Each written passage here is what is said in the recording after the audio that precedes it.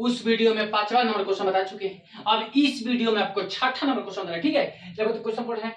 एक कुटीर उद्योग एक दिन में कुछ बर्तनों का निर्माण करता है। एक विशेष दिन यह देखा गया कि प्रत्येक नाग की निर्माण लागत रुपये में उस दिन के निर्माण किए बर्तनों की संख्या के दुगने से 3 अधिक थी। तो यदि उस दिन की कुल निर्माण लागत 90 रुपया थी तो निर्मित बर्तनों की संख्या और प्रत्येक नाग का लागत ज्ञात कीजिए। नहीं, चलिए बाबू निकालते हैं। लिख देंगे, लिखेंगे कि माना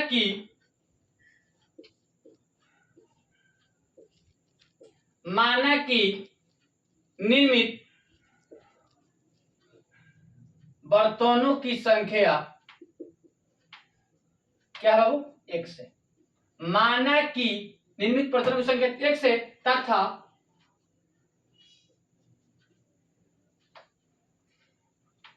नाग की निर्माण लागत क्या हो जाएगा? 2x + 3 हो जाएगा। कैसे? कह रहा है क्वेश्चन कि नाग की जो निर्माण की संख्या को बर्तनों की संख्या से दुगने से 3 अधिक है। माने जो बर्तन की संख्या जो माने हैं उससे क्या है, नाग जो निर्माण लागत जो है उससे दोगुना कह रहा है। ठीक है, और दुगने से में क्या है? 3 अधिक। नहीं, जो हम लोग निर्मित बर्तनों की संख्या जो माने हैं उससे दोगुना कर रहा है और उसको बोल रहा है 3 अधिक हो रहा है। मतलब कि इससे दोगुना हो गया तो 2x हो गया और +3 क्या है? अधिक, मतलब +3 जोड़ देंगे। नहीं, अब देखिए बाबू, अब लिखेंगे और कुल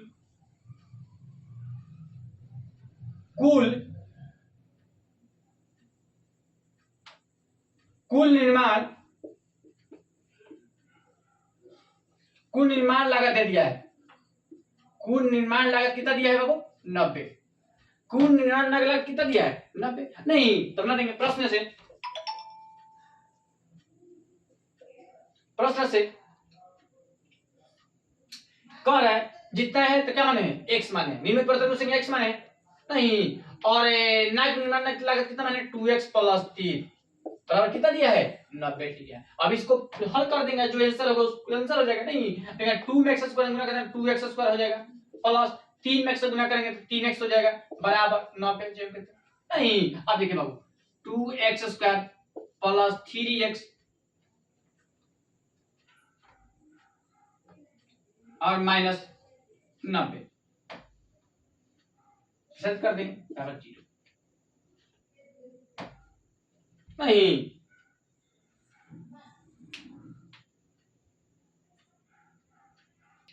चलिए इसको क्या करेंगे? अब गुणनखंड निकालेंगे। नहीं, चलिए 90 दूनी 180 होता है। ठीक है, तो 2x²। अब यहाँ पर क्या रखेंगे?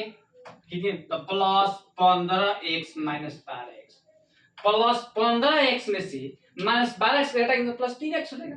नहीं, अब देखिए बाबू -90 चेंज करते बराबर 0 चेंज करते। अब देखिए अब क्या कॉमन लेंगे?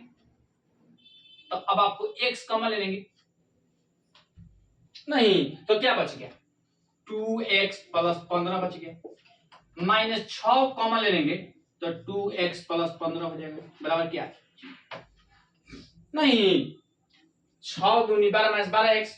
नहीं, 15 6 का प्लस माइनस 90 हो जाएगा। नहीं, अब देखो x - 6 और एक हो गया 2x + 15 बराबर क्या? तो इसलिए x - 6 बराबर 0, इसलिए x बराबर 6। 2x + 15 बराबर 0, इसलिए x बराबर -15/2। देखिए अब क्या होगा? देखिए तो एक आपका निर्मित बर्तनों की संख्या क्या आ गया? 6 आ गया। लिख देंगे यहां पर कि निर्मित बर्तनों की संख्या बराबर क्या है? 6 है। अब देखिए वो नाग की निर्माण लागत, नाग की निर्माण लागत तो क्या दिया है? 2x + 3 दिया है। नहीं, तो लिखेंगे 2 और यहाँ पर कुछ गुना x का मान क्या माना है? 6 + 3। नहीं, तो 6 दूनी 12 + 3 बराबर क्या? 15। ठीक है बाबू, निर्मित बर्तनों की संख्या 6 आया होगा, ठीक है, और इसके बाद नाव की निर्माण लागत कितना आया होगा, 15 आया होगा। यही बुक में बाबू आपका आंसर आया होगा, ठीक है, एगो 6 आया होगा, एगो 15 आ गया। तो देखिए बाबू, ये टॉपिक जो था, ठीक है, 4.2, ठीक है, ये समाप्त हो चुका है, ठीक है, और कल हम लोग का यही चैप्टर पढ़ेंगे जिसका नाम है कोऑर्डिनेट इक्वेशन। अब 4.3 पढ़ेंगे नहीं, तो कल ये चैप्टर आज खत्म हो चुका है। 4.2 जो एक्सरसाइज है ये टॉपिक खत्म हो चुका है। अब कल हम लोग क्या पढ़ेंगे, 4.3 पढ़ेंगे, ठीक है। कल इतना बेहतरीन पढ़ाएंगे बाबू, आप वीडियो कल देखते रहिएगा, समझते रहिएगा, ठीक है, और बात को टीचर जो पढ़ाते हैं उसको बात को समझिएगा कि सर क्या पढ़ा, ठीक है। तो ये आपका ये लिखे हैं कि निर्मित बर्तनों की संख्या 6 होगा और नाव की निर्माण लागत कितना आएगा, 15 आएगा। यही बुक में बाबू आंसर आया होगा, ठीक है।